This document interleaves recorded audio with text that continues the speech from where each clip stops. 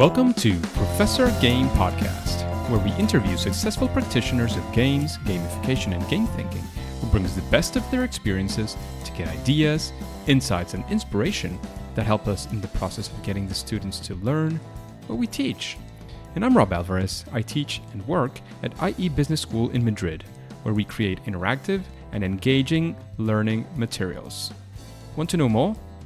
Go to professorgame.com/subscribe, start on our email list, and ask me anything. So engagers, today we have a very special episode. We've been doing this every once in a while, talking about conferences that I will be attending to, and this time it'll be my first time at Serious Play Conference, and we have with us Sue today. So Sue, are you prepared to engage? Oh, sure. Let's do this, because for more than 3 decades, she ran a national PR agency that focused first on tech and then on the game industry. The Bohle Company was Microsoft's first PR agency. She launched Epson America and then turned to games, where she helped create the Game Developers Conference, nothing else than that, and promoting Penny Arcade Expos and working for the most big video game companies. Along the way, she also realized that there was something addictive about gameplay. Those kids would forget about everything else and just spend hours playing games. And she began to wonder if the same gameplay elements could be used to engage students. And in 2007, she decided to launch the first Serious Play Conference, which has attendees that include teachers interested in using games for K-12, college faculty, game developers, instructional designers, corporate and healthcare training professionals, and so on. And in 2014, she gave up her agency and now just focuses on promoting game-based learning, which is super exciting, and one of the main reasons why we're actually excited about this conference and about having Sue with us today. So Sue, is there anything that we missed that you might want to mention before we get started? Well, no. I mean, you've been very nice to cover all of that background. And I just do this because I believe that game-based learning or experiential hands-on learning, which are other terms that are used for serious games, can revolutionize education and training. So this is not a job. This is a passion. I just love having the conference and having people come and learn about things that they can try to make their learning programs better. And talking about, because you mentioned that that's the reasons, but what do you feel like, go back to 2007, I think was the year that you started the conference. What motivated you to create a conference like this one? Well, it really was the kind of thing that you read in the biography, that when I closed the agency down at 7 or 7:30 at night when the traffic was gone and we could commute, the guys turned on the big server in the conference room and would play till midnight. Not just the guys, but women started more and more to be involved in playing games. And I'm like, holy cow, they've worked on games from 8 o'clock this morning till 7 o'clock at night. Now they're going to play till midnight. What is it? Because I got into games as a strategic level. I wasn't a gamer player. I helped define the way to make game companies and their products more successful. And I said, well, why is it that these games are, once we get the word out and people hear about them, just doing so well? And I began to think about, well, what is it about games? And then a guy came along and he said, I don't have an entertainment game. I have a game to teach kids math. And I just looked at that and I said, that is really interesting. My dad told me to be a teacher. I did that for 3 years in a high school, and it wasn't enough for me to keep learning as much as I wanted to. And so I went and got my master's and got into PR. But along came video games, and I'm now saying, well, I can go back and help teachers. So I decided to start a conference about, how games could be used in education, and then expanded into the other fields that are also really big today, as you mentioned, the use of games and simulations in healthcare training, use of leadership games, and all kinds of different types of games in corporations. And across the board, everybody's awakening now to this new world. Absolutely. I think it's a growing and very exciting field in general. And I think there's like finally an explosion, especially in the understanding of how these things can benefit, again, both, as you mentioned, education, training, engagement of employees. Like there's so many things that could happen that could be exciting and that could be working for the future, that I think it's a very exciting place to be at. And that's... Well, I do. Yeah. I do too, Rob. I mean, and when we started out, there were these crazy teachers that were trying games in the classroom, and now there is authoritative research, pedagogical research that shows that games do engage students better, and there's more retention from the play of games. And there recently was also some research that said that employers, especially in the science fields, are feeling that kids that grow up playing games are better hires than students without that experience, because it teaches them collaboration and some cognitive skills and some hand skills that are really useful. So across the board, everybody's starting to explore this. Investment is pouring in. Sam Adkins from Atari, which I consider to be the best analyst firm in terms of judging the serious game market, is predicting that there will be a 33% compounded annual growth to the serious games industry in the next 5 years, which is going to be, bringing us up to about $18 billion. I mean, who would have thought? Yeah, absolutely. And it's not even the entertainment games that are massive industries. These are things that have a purpose in that sense, that have a purpose of training, of education, of many different things, and it's amazing to see how it's been growing lately. But before we move on, Sue, I don't want to get into deep details. Before we let people who are curious about gameplay know where they can find more information about, I don't know, social media, the web page. Can you let us know where we can find all of that, which of course will be as well in the show notes?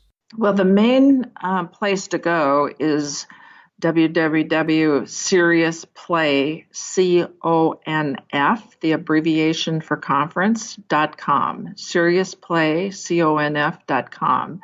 And from there, you can get the basic information on the two conferences we'll have this year.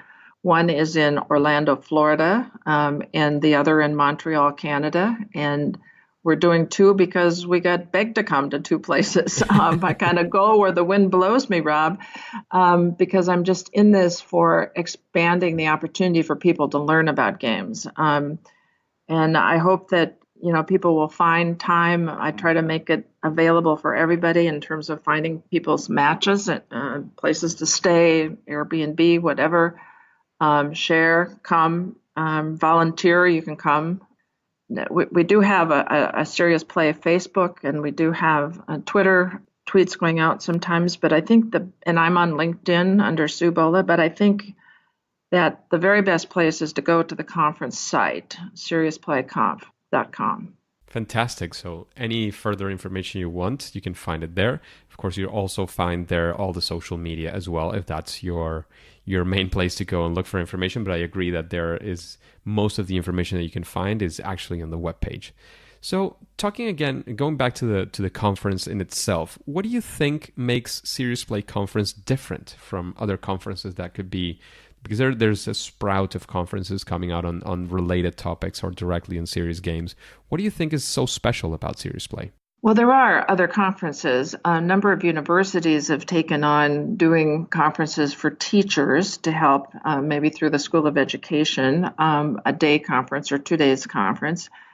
And there's Games for Change, which is really oriented toward developers and also anybody in the academic environment or developer environment that's really looking at games for change, social, emotional kinds of products, and they also have some in the healthcare space. But we're the only conference that is crazy enough to try to address all of the major markets for games.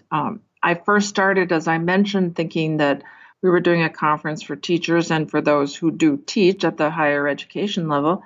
But the very first conference that we had at DigiPen in Seattle, we had someone come that was looking for a third world training games. And UNICEF came after that, and NATO came after that. And companies came and said, how do we train our leaders just in the first couple of years? And when I met with people and said, I didn't really expect all of you people from all these places. They said, oh, but please don't change, because those of us in education can learn from things that are done for patient care.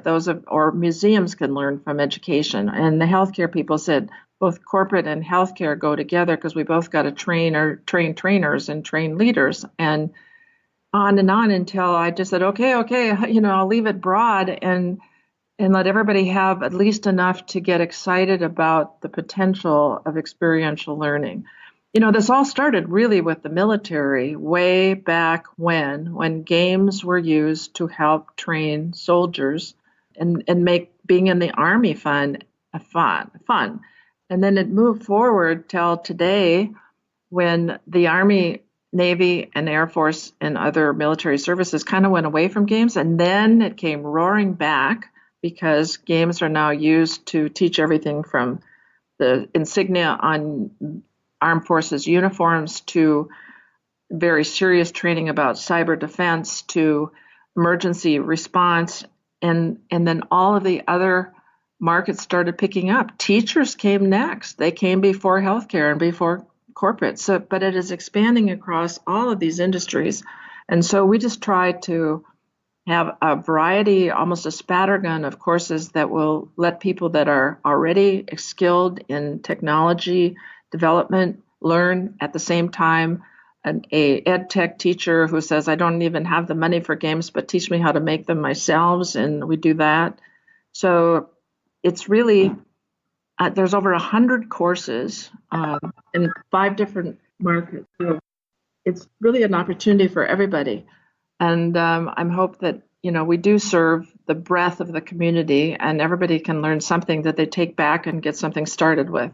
That sounds absolutely exciting, and I think it makes it very different as well from the fact that it's been growing and going on for so long. And I think that's very, very exciting. Had you done it in 2 different locations like you're doing this year before? Well, I started in Seattle at DigiPen, and then we outgrew that facility, and I was invited to go to the University of Southern California. And then I was invited to Carnegie Mellon, and then the University of North Carolina, and then George Mason in Washington, D.C. And this year I had promised I would try to come to Canada, which we're going then July 10th. And I also had a real match with the University of Central Florida here in Orlando. Montreal, for instance, is in the center of a large game development community that is focused mostly on entertainment games, but now is realizing that maybe money and jobs are going to be more available in educational games. And they're sort of at the beginning of serious games. On the other hand, at the University of Central Florida, we have a campus that has had a simulation center for 30 years where very expensive games were developed. And now with the advent of the Oculus Rift and some less expensive ways to do virtual reality, simulations are becoming cheaper. And the fact that playful activity, in other words, competition, honoring those who are most skilled, some of the basic elements of gameplay that make everyone want to play again, are available to healthcare. So it's been like I said, an evolution of where someone wanted me to go. In most cases, the university that invites me wants to have the community know that they offer a curriculum that includes serious games. Sometimes it's a community that wants to learn about serious games. And sometimes, like with the University of Florida this year, they want to show how experienced and in-depth their program already is in serious games. So for all those reasons, when I can find a university that can find me space to come, I bring the conference. Wow. So you have people basically begging you to take the conference there. How large do you expect the conference to be this year in those locations? Well, Montreal being a new location with less development of the serious game curriculum, I would hope would be maybe 250. UCF in Orlando, I hope we'll have as many as 500 people there. Sounds very exciting. So adding up to, you're almost rounding up to the 1,000 people in between the 2 conferences, which sounds very, very exciting. Well, I was involved with the Game Developers Conference at the very beginning when only 6 or 8 technical editors covered that, and there was maybe 200 to 400 people coming for games, entertainment games. We helped build that conference through our public relations efforts. and it was purchased then really or organized into and under a media company, and it became the largest trade show in a major industry. One of the tools that we used at the time to promote it was that the spending for video games approached the spending for people going to movies. And we are actually now approaching that same level with serious games. And more kids are looking to serious games as a career path. So universities have to serve that. And more companies are contracting and creating an industry that is offering jobs to people that used to be technical and doing entertainment games. So it's a growing field that I believe in. I believe that it makes a difference in people's lives, and I'm just thrilled to be a part of it and helping with it. Absolutely. I think it's, as I've mentioned probably like 10 times already, I think it's a very exciting place to be at. And talking about excitement, what would you say, or what are the things, one thing or the things that have you perhaps most excited about Serious Play Conference in 2019? Well, it's the evolution. At the very beginning, 12 years ago, people came and said, "What is this thing about games? I've heard about it. I'd kind of like to learn more." And there was a woman who came to me from one of the schools in Seattle who said, "I have a biology class and my students, I can't hardly keep them interested. They're always playing games in the back of the room and I can't walk up and down the aisle and all day long. I got to teach them something.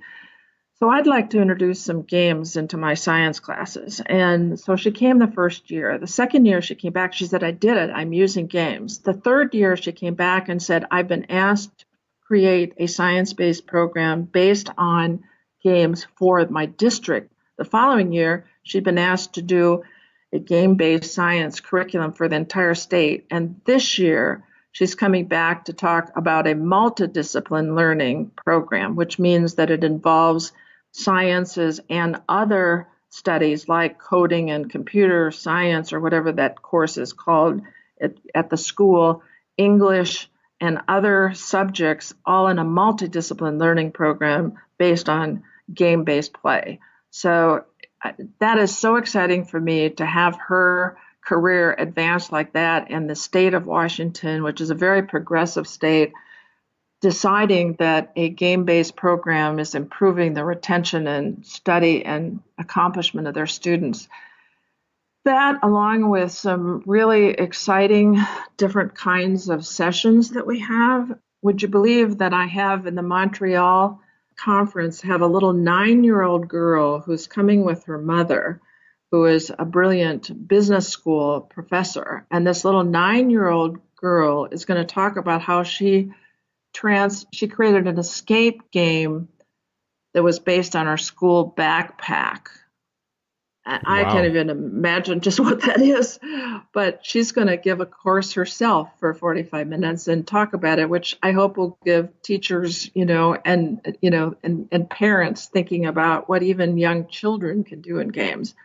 And that's one example. I'll give you another. There's a woman coming from Finland from Norway, who's going to talk about what it took to develop a game that would really be instructional and have people think about the challenge and think about their own possible cognitive prejudices. And the game is about the case of children that are born to women who married soldiers in Afghanistan and Syria. And I think, people will come across tracks to hear what it took, because we're not just having her talk about her game. We're having her talk about what she had to think about to create a game that would teach people something about looking at a problem that worldwide. So there's just so many sessions. You could keep me on here for another hour, Rob, talking about them. I was going to ask you who will be at Serious Play Conference. You mentioned a couple of people already. Is there anybody else you want to mention? I could mention them all. I mean, I get so excited. I want to go to every session. And of course, I get stuck at the registration desk. But I have someone coming from Algeria, someone coming from China, someone coming from Egypt. I mean, this conference, was a little tiny program in Seattle 12 years ago with people basically from the state and a few other places. Now, worldwide, we're talking about sharing a new way to improve education, and that's just plain exciting. Absolutely exciting, and having people from all over the place, as it seems, to a conference that is growing, that is in a market that is so exciting as a market, as the capacity it has to change education, training, and so many things. I couldn't be more excited about participating at Serious Play. And in that same sense, you're mentioning who are the people who are going there to present, but who would be the maybe the ideal people or persons or personas that you could name and say, well, this type of person should definitely not miss out on going to Serious Play, at least in 2019, or start planning for 2020. I don't know, who is that type of person that you think should be there? Well, I think certainly you have to go track by track. In the K through 12 track, we have ed tech teachers primarily from the middle school. There are elementary school teachers, there's senior high school teachers, but the middle school seems to be where gaming is really taking hold. And the teachers in that track, and I have people, one of my themes is come hear your peers talk about what they're doing with games in your industry. So ed tech teachers are showing what they've done in the last 5 or 6 years. Almost every one of my teachers in that, or I should say maybe 50% or 60% of the teachers in that track came as attendees first and are now coming back to share what they're doing. Then we have the higher ed track where teachers that are teaching game development to students talk about the challenges of programs that will make that student learn enough to have a really fine career. Or maybe they talk about how a course at the higher education level is being taught through a game-based curriculum.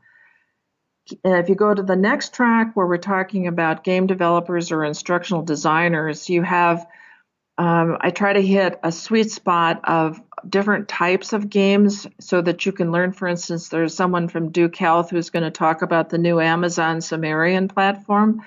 So that people who are kind of looking at that and wondering if they can develop games on it, he's going to talk to them how best to use it. You have developers talk about certain types of games, what should be in an educational game, for instance. Successful people who, again, they don't get to talk about their own product. They just get to talk about their experience and share their knowledge. And I think that's really powerful. It's also a conference, by the way, where you can walk up and talk to any speaker and you could make a date to see them an hour later at lunch or at dinner. We have these things called dine-arounds where you pick someone you want to go to dinner with in the speaking category. Maybe it's somebody whose session you couldn't get to or a session that you were particularly turned on by, and you can go to dinner with them. Everybody pays for their own part of the dinner. So it's a casual conference. And then moving on to the other tracks really quickly, in healthcare, we have, a whole plethora of people who are making games for or using games for in healthcare, talking about what works, what doesn't work, how to do it better, what is the climate that you're in, how to sell programs to your boss so that you can get involved in this. We actually, by the way, had a speaker from the Center for Disease Control about 6 years ago, and he was the only guy in the Center for Disease Control who was saying to that government entity, we need to have games that we can use with patients to teach them things. And now he's got a whole department because he came to the conference, he learned a lot. We helped by inviting him to help him sell himself, and that's grown a department there. Then we have the business track, and we have also a very high level simulation track where people are from the Navy and various parts of the armed services are talking about really high-end, complex use of game-based training. So it's across the board. We want people from all of those categories to come, and a lot of times they even, as I mentioned before, will skip between tracks because they decide that there's something in another track that makes more sense, and that's fine. You just pay one registration fee and you can go into any track you want. I should mention, by the way, that there's a price break that happens on May 15th. So if any of you are listening now, you may want to look up quick and make a decision because it'll help you have it be a more economical conference. I'm not sure when we're going live with this episode, but if that date hasn't happened, I'm sure that you will be very interested in going into the website, seeing how you can get your tickets to go either to Montreal or to Orlando, which is where I'll be going to, and hopefully get to meet you there as well if we can have that chance. Well, I do try to make the conference affordable to people. I mean, if you really can't afford to pay the normal freight, which really goes to help more people come. I mean, for instance, I support teachers to come. Volunteer and, get your registration partially paid for by helping me out. So I just want everybody to come. As you can see, I'm not in this as much for the money as I am for the belief that this really can change the world. Absolutely. I'm convinced of that, and I've seen it in action, at least up to this date, and I can completely be a testimony to that for sure. And Sue, we've been talking about things like how do you start it, what makes it exciting, and we're already very excited about the conference. So before we close off, I want to help remind our listeners where we can find more information, and that's at SeriousPlayConf, so CONF.com. That's the main place where you can find most of the information. We already know who will be there. You can find the list of speakers at the website. You know what are the different tracks that will be available as well, so that you can get excited about whatever is your area of most interest. And now I want to make a very, very quick switch into something that we ask most of our guests, because our guests tend to be very well connected, but none, I'm sure, will be half as well connected as you are, know so many people who are doing exciting things. So I would like to know if there's anybody or anywhere, any source that you might want to mention of people that you would like to listen to in an interview in Professor Game in this podcast. People that you would like to also interview? Yeah, of course. Yeah, sure. I think you'll need to decide to tell me what your audience primarily is, because I could give you a dozen people to interview, 25 people to interview. Everybody that comes to this conference is just wanting to share, wanting to help other people understand what a fabulous thing it is to get people trying something and learning more because they try it. But I mean, Ann DeMarle from Champlain College up in the northeast of the United States is totally created a whole department with a lab for students that is quite remarkable, almost driving it on her own. I've got teachers like Peggy Sheehy or Paul Dervasi or Tammy Schrader or Steve Isaacs in the K-12 area that are giving people who spend their time trying to help other teachers. There's a Facebook group called The Tribe for K-12, people that, if there's any teachers listening, might want to go on. But also, if you want to talk to deans of schools or you want to talk to medical professionals, you just tell me, Rob. I think there's so many exciting people in this world. Absolutely. I was taking a look before the interview to the list of speakers as well, and I saw familiar faces, like Valerie Olenek, which I met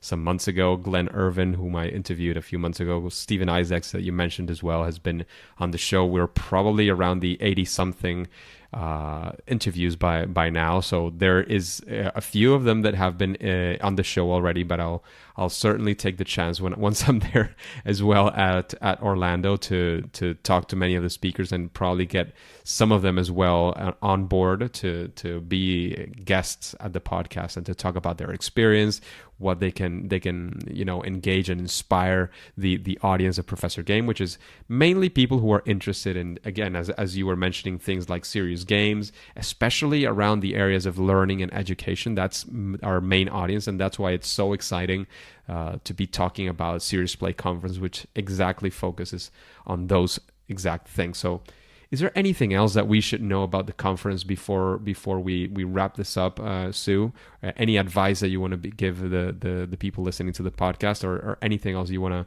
leave us with? Well, I think you should get a lot of sleep, because we run long days to cram in as many sessions as we can, and then we go out evenings and talk to each other. So everybody's pretty exhausted by the end of the 3 days. But I would say take a look at the abstracts before you come. Don't just leave it to the titles that are in the program. Read your tracks and maybe look at some of the other things and make it the fullest possible experience. I'd like to offer, recorded sessions. I have not been able to afford that. I'm still trying to figure out if there's a way we can record, but we do provide the slides, and I'm happy to do that for anybody that would like them. It's just a very full experience. Nice. That sounds, again, very exciting. There's a lot to look forward to in this conference. However, for now, at least for this episode that we're having here, I'm sure we'll be back and we'll be talking about these things. We'll be talking to many of your speakers of the conference in the future. But for now and for today, it's time to say that it's game over. Hey, Engagers, thank you for listening to Professor Game Podcast. I hope you enjoyed this chat we had with Sue. Do you have any questions that you would like to ask any future guests?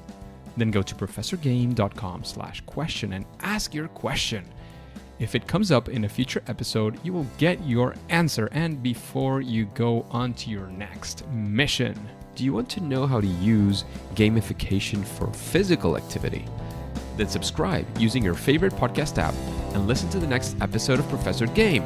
See you there.